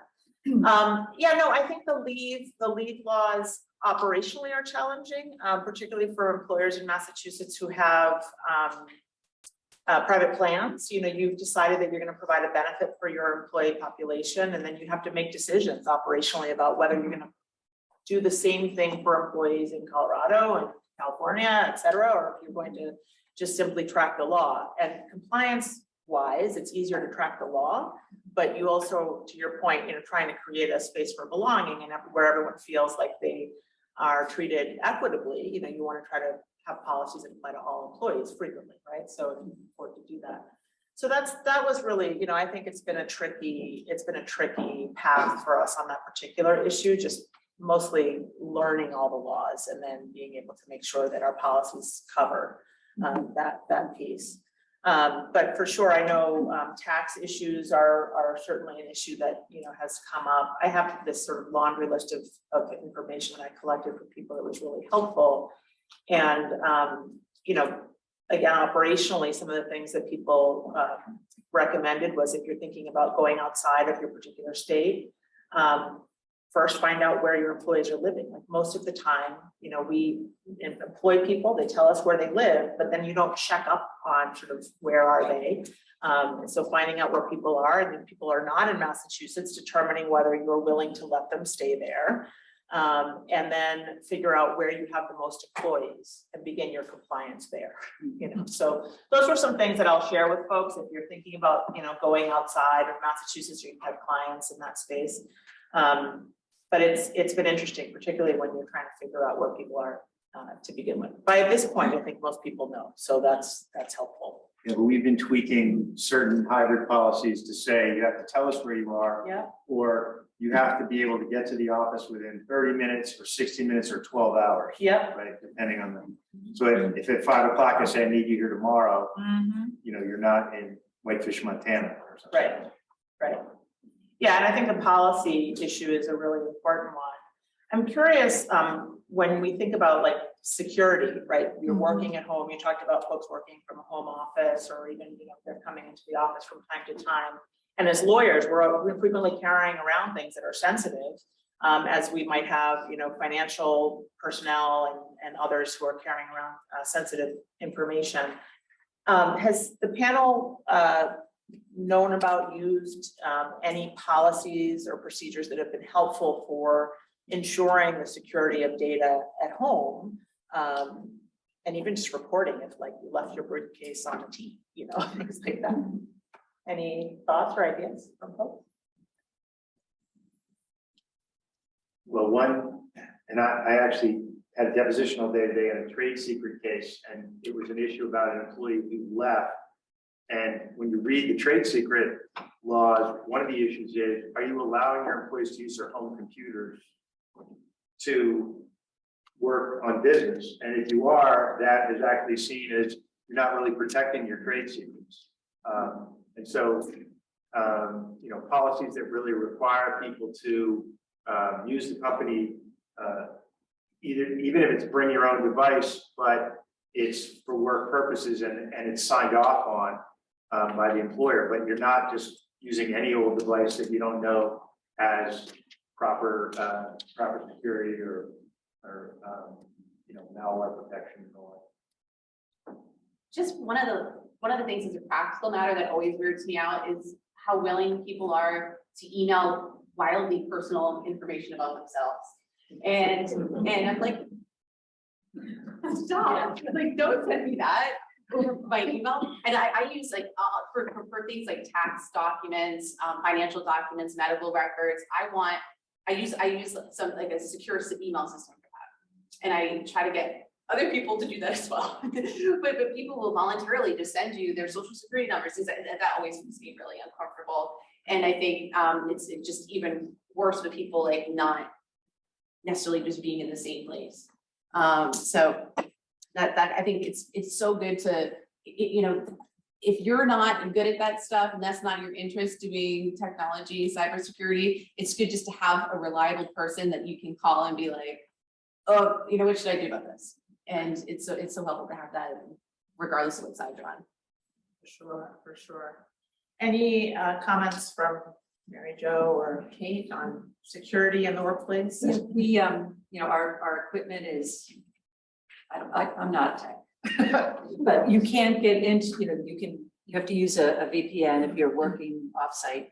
You can't access it unless you're using a computer that's been authorized by the company. You can't, you know, everything seems to be as secure as it can be. And we do have a policy that goes out that everybody is supposed to sign, and especially when they're taking stuff home. It's like, this is your home office, but it's our equipment, it's our information.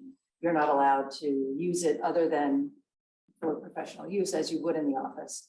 We're working right now on getting ready for the California Privacy Protection Act, which I think is kind of related to this, where we're trying to educate in particular our employees who work in California who have access to information to make sure that they are compliant with those provisions that have further, you know, there's different security in different states for different types of information. So we work pretty closely with our IT department and frankly with outside counsel on trying to make sure that we have compliant policies and that we're educating our workforce about that. Yeah, and I have to say, speaking of California, I don't know if you want to add to that. Okay. Speaking of California, one of the things that you know, I had been following for a while, it was really wild, was, you know, these lawsuits that were being brought in California. I'd be interested to hear if anyone on the panel, even outside of them, in the audience, people have encountered this.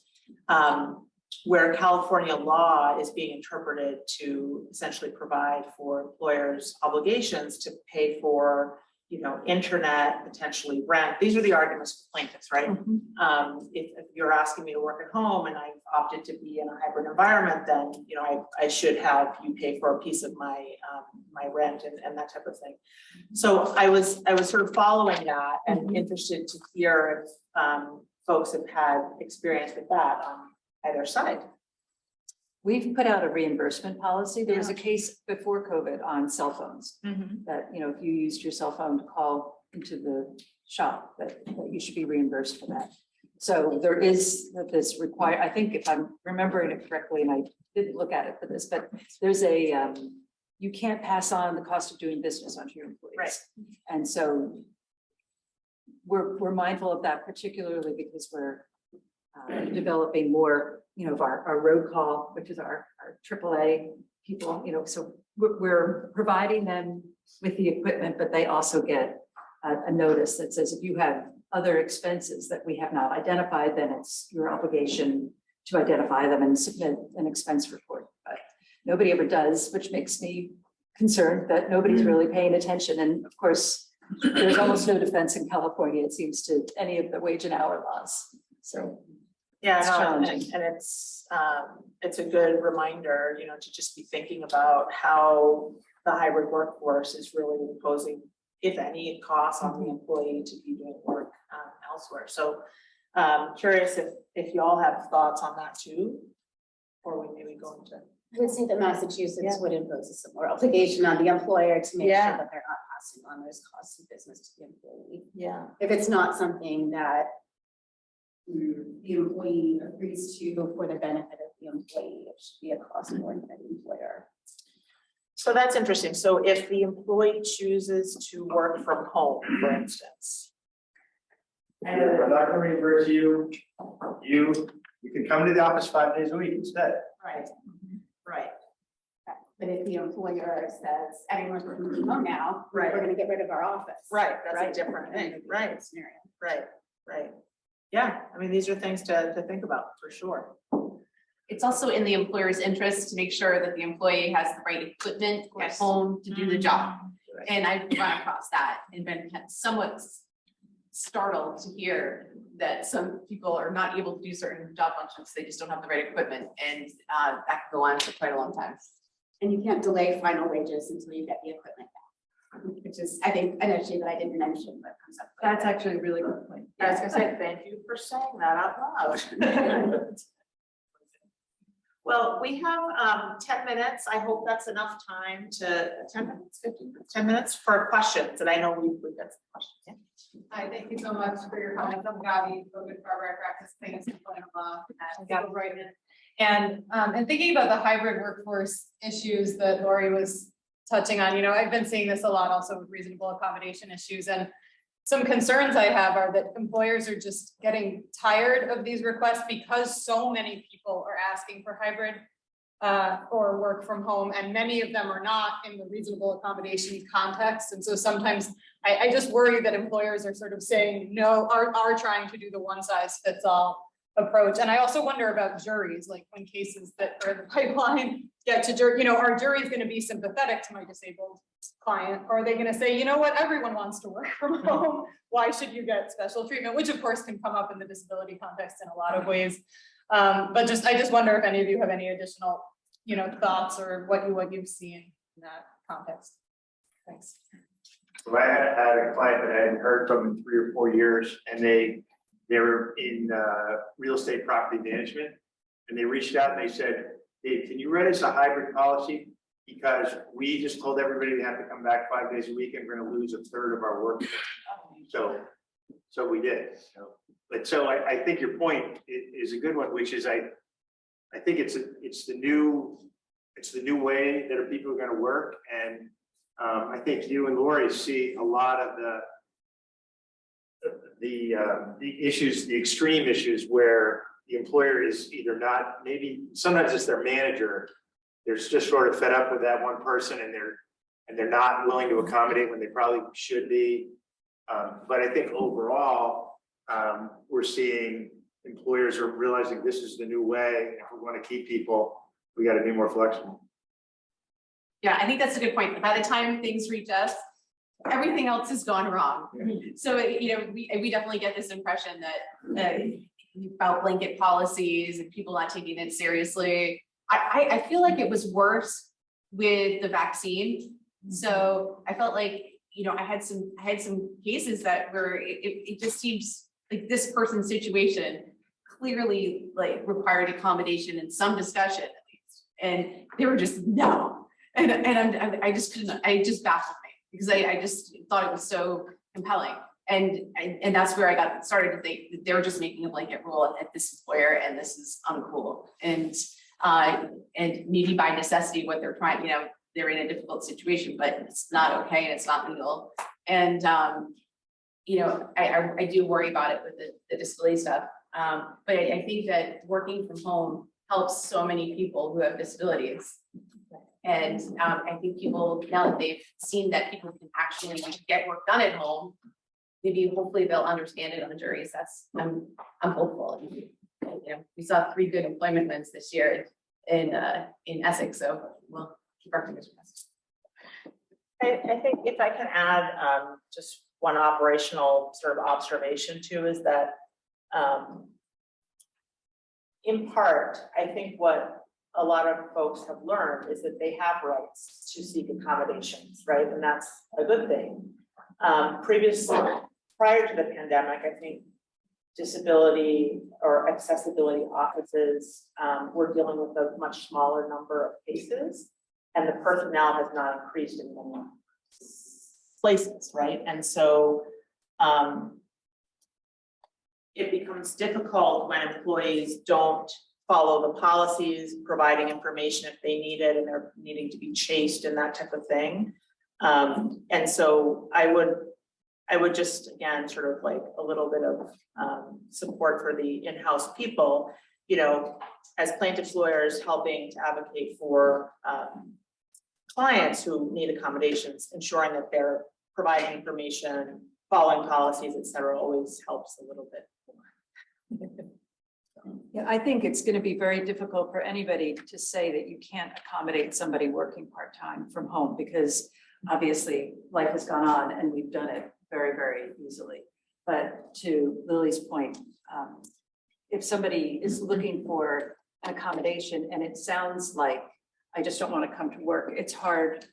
And the volume is pretty intense. So I think that the more the individual can advocate for themselves, which I know is not always the easiest thing to do, but to make sure that it's clear that this is an accommodation request, not just I like it better working from home.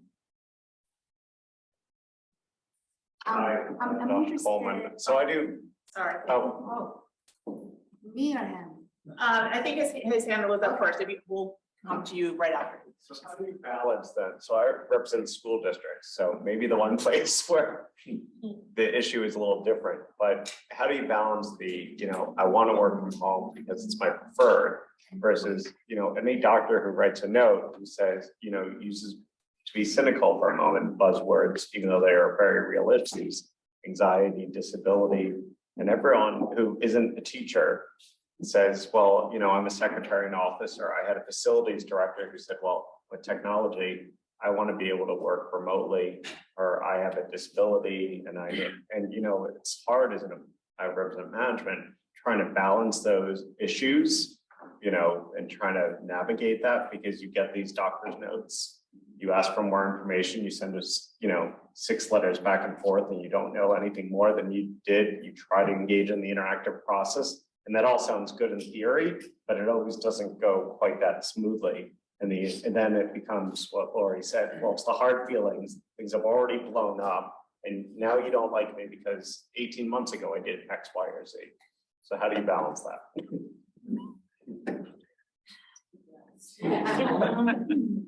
You still have to show that they're able to perform the essential functions of the job. you know, and if they're not coming into the physical plant, if their job permits, if they can do the job. And my advice would be, we have to accommodate that. I mean, if you're a teacher, that's different. Like for us, if you're a cashier, you know, we'll put up plexiglass, we'll give you extra masks, you know, we'll do what we can, but your job can't be done remotely. But if your job can be done remotely, then I would have a hard time believing that you would ultimately be successful in making somebody come in.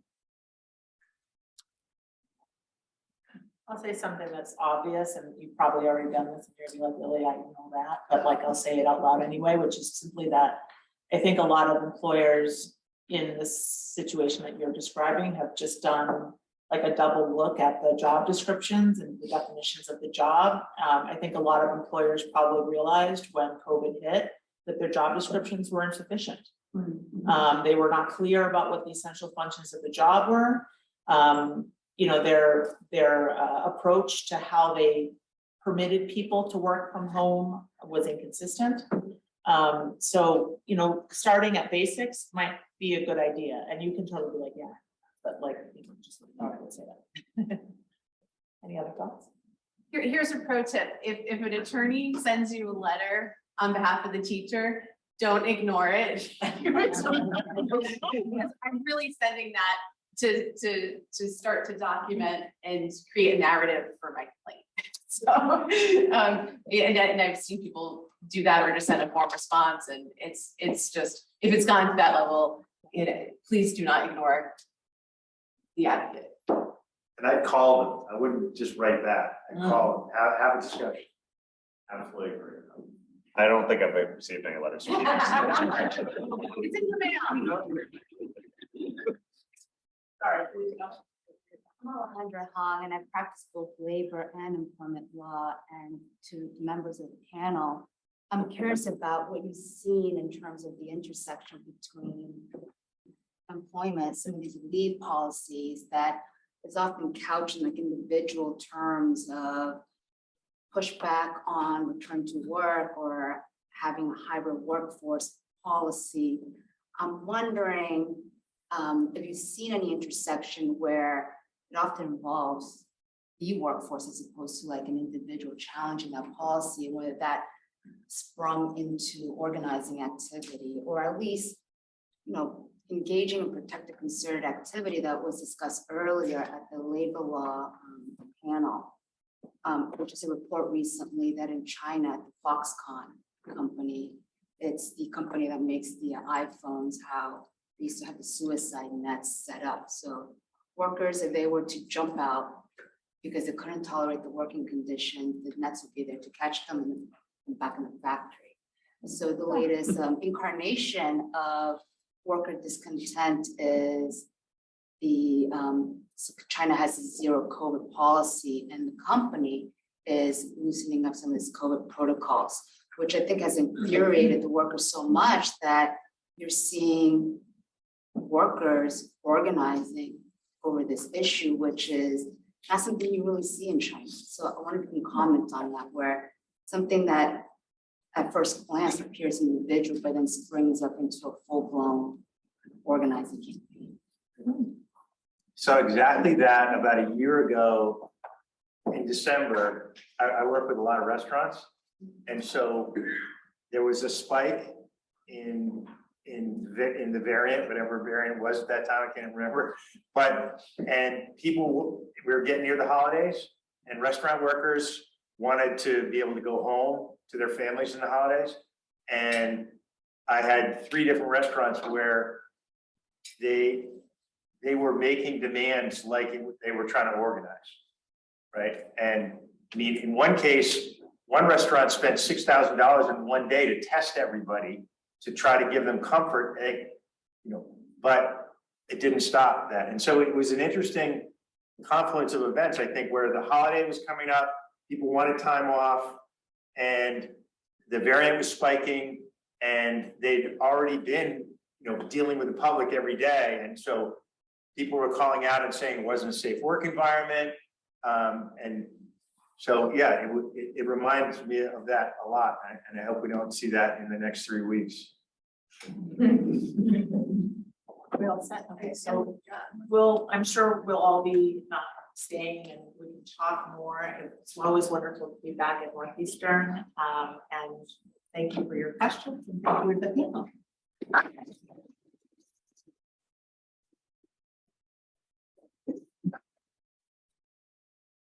A terrific two panel. We're just so thrilled to have you all back in person. Please enjoy a nibble and a glass of wine. And thank you again to our two sponsors and our terrific planning committee and for this fantastic second panel. So thanks everybody. Thank you.